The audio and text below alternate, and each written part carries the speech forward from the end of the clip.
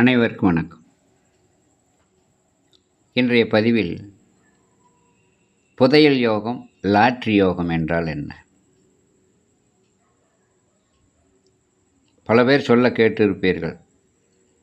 அவனுக்கு என்னடா திடீர்னு யோகம் வந்துருச்சு, மாடி மேலே மாடி கட்டிட்டான், வீடு மேலே வீடு கட்டிட்டான், சாதாரணமாக இருந்தால் பெரிய ஆளாயிட்டான் அப்படின்னெல்லாம் சொல்கிறது கேட்டிருப்பீங்க. இந்த பண வருவாய், லாபம், புதையல் யோகம், லாட்ரி யோகம் கிடைக்கிறதுக்கு கிரக நிலைகள் எப்படி இருக்கணும் அப்படின்னு இந்த பதிவில் நாம் பார்க்க போகிறோம். இந்த லாட்ரி யோகம், புதையல் யோகம் கிடைப்பதற்கு பல்வேறு யோக அமைப்புகள் இருக்கிறது. அதில் ஒரு வகையான யோக அமைப்பு தான் இந்த பதிவு. எந்த லக்கணமாக இருந்தாலும் சரி, அந்த லக்கணத்துக்கு 2-11 கூடையவன்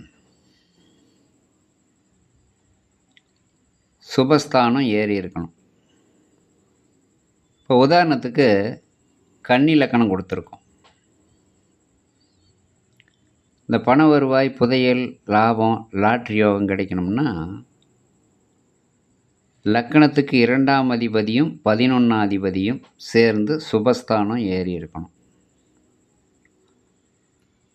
அந்த வகையில்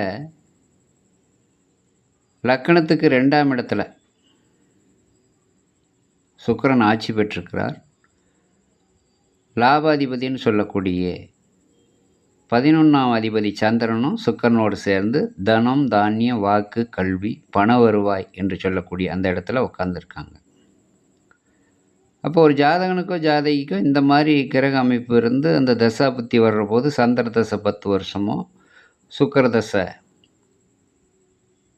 20 வருஷமோ வர்ற பொழுது இந்த பண வருவாய்க்கு பஞ்சம் வராது. லாபம், தொழில் விருத்தி, புதையல் யோகம், லாட்ரி யோகம், பணம் அப்படியே குவிஞ்சுக்கிட்டே இருக்கும். அதே மாதிரி இந்த லக்கணத்துக்கு 5ஆம் இடத்துல லாபாதிபதியும் தனஸ்தானாதிபதியும் சேர்ந்து இருந்தாலும், 9ஆம் இடத்துல லாபாதிபதியும் தனஸ்தானாதிபதியும் சேர்ந்து இருந்தாலும், 11ஆம் இடத்துல லாபாதிபதியும் தனஸ்தானாதிபதியும் சேர்ந்து இருந்தாலும் மேற்சொன்ன யோகம் வரும். அதே மாதிரி இந்த லக்னாதிபதினு சொல்லக்கூடிய புதன் 2ஆம் இடத்துல இருந்தாலும் அந்த யோகம் வரும். அந்த 2ஆம் இடத்து அதிபதியோடு சேர்ந்து இருந்தாலும் அந்த யோகம் வரும். 5ஆம் இடத்துல சுக்கிரனும் புதனும் இருக்கிறாங்க, சுக்கிரனும் சந்திரனும், அவங்களோட இந்த புதன் சேர்ந்து இருந்தாலும் அந்த யோகம் வரும். 9ஆம் இடத்துல சேர்ந்து இருந்தாலும் யோகம் வரும், 11ஆம் இடத்துல சேர்ந்து இருந்தாலும் யோகம் வரும். இதெல்லாம் இந்த தசா புத்தியில் கிடைக்கும். ஏன்னா சந்திர தசை 10 வருஷங்கிறது பெரிய விஷயம், அதோட சுக்கிர தசை 20 வருஷங்கிறது பெரிய விஷயம். இந்த மாதிரி காலகட்டத்தில் சாதாரணமாக அந்த குப்பையில் கிடக்கிறவங்க கோபுரத்துக்கு உயர்ந்தாங்கன்னு சொல்கிறாங்க இல்லையா, அந்த நிலப்பாடு வரும்.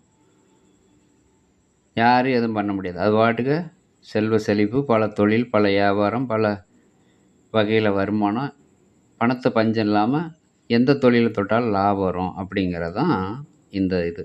பல்வேறு அமைப்புகள் இருக்குது, அதில் இது ஒரு அமைப்பு. அடுத்து அதே கன்னி லக்கணமாக இருந்து 2-11 கூடிய சந்திரனும் சுக்கிரனும் 6ஆம் இடத்துல மறைஞ்சாலும், 8ஆம் இடத்துல மறைஞ்சாலும், 12ஆம் இடத்துல மறைஞ்சாலும் அந்த அளவுக்கு யோகம் வராது. அது சுபஸ்தானம் ஏறி இருக்குது, மறைவு ஸ்தானம் ஏறி இருக்குது. அப்படி இருக்கிற போது ஒன்றும் பயப்பட வேண்டியதில்லை. இந்த 2ஆம் இடத்துல இப்படி கிரகம் இருக்குதே, இந்த 11ஆம் அதிபதியும் லாபாதிபதியும் 6-12 மறைஞ்சிட்டாங்க அப்படின்னா சுபக்கிரகமாக இருக்கிறனால அதில் ஒரு நல்ல விஷயம் என்னன்னு கேட்டால், இந்த 4ஆம் இடத்துக்கு பாக்கியஸ்தானத்தில் சுக்கிரனும் சந்திரனும் இருக்காங்க. 4ஆம் இடங்கிறது மண், மனை, பூமி, வீடு, வாசல், நகை நட்டு, அந்த மாதிரி இதுக்கு நல்ல யோகத்தை கொடுத்துரும். குறிப்பாக இந்த 12ஆம் இடத்துல சுபகிரகங்கள் எத்தனை இருக்குதோ அத்தனை அளவுக்கு மாடி வீடாகவே அமையும். அது ஒரு யோகம்.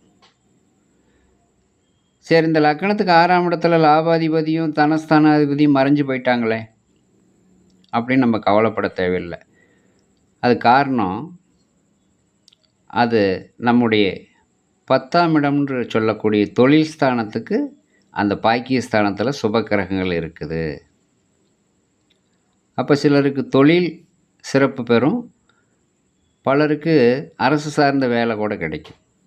அது 10ஆம் இடத்துக்கு பாக்கியஸ்தானம். அடுத்து 8ஆம் இடத்துல போய் லாபாதிபதியும், தனஸ்தானாதிபதியும் மறைஞ்சுட்டாங்களே! அப்படின்னு நெனச்சோம்னாலும், அந்த 8ஆம் இடத்துல மறைஞ்சாலும் ஒரு ஜாதகம் ஆண் ஜாதகமா இருந்தால்,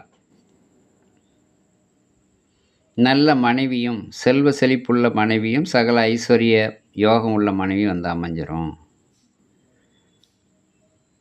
பெண் ஜாதகமாக இருந்தால், சகல ஐஸ்வர்யமும், நல்ல யோகமும், நல்ல புத்தியும் உள்ள ஒரு மாப்பிள்ளை, அதாவது கணவர் அமைஞ்சிரும் அப்படின்னு சொல்றது. ஆகையினால இந்த 6, 8, 12ல மறைஞ்சிட்டாங்கன்னா, அந்த அளவுக்கு பெரிய இல்லைனாலும், அதில ஒரு 100% யோகம் இருந்ததுன்னா, இதில கண்டிப்பா 75% யோகம் இருக்கும். ஆகையினால சுபகிரகமா இருக்கனால, இந்த பாவகிரகமா இருந்ததுன்னா அது ஒரு இது. அதே மாதிரி இந்த லக்னாதிபதியும் 6, 8, 12ல மறைஞ்சிட்டா, அது இன்னும் கொஞ்சம் சிரமம் தான். லக்னாதிபதி மறையாம இவங்க மட்டும் இருக்கிறது நல்லது. இந்த லக்னாதிபதி சேர்ந்து மறைஞ்சிட்டா, அப்புறம் 25% தான் லாபம் வரும். 75% விரயத்த கொடுக்கும். மேக்ஸிமம் சுப கிரகங்களா இருந்தா, சுப விரயத்த கொடுக்கும். பாவ கிரகமா இருந்தா, ரொம்ப கஷ்டத்த கொடுக்கும். நன்றி, வணக்கம். மீண்டும் ஒரு பதிவில் சந்திப்போம்.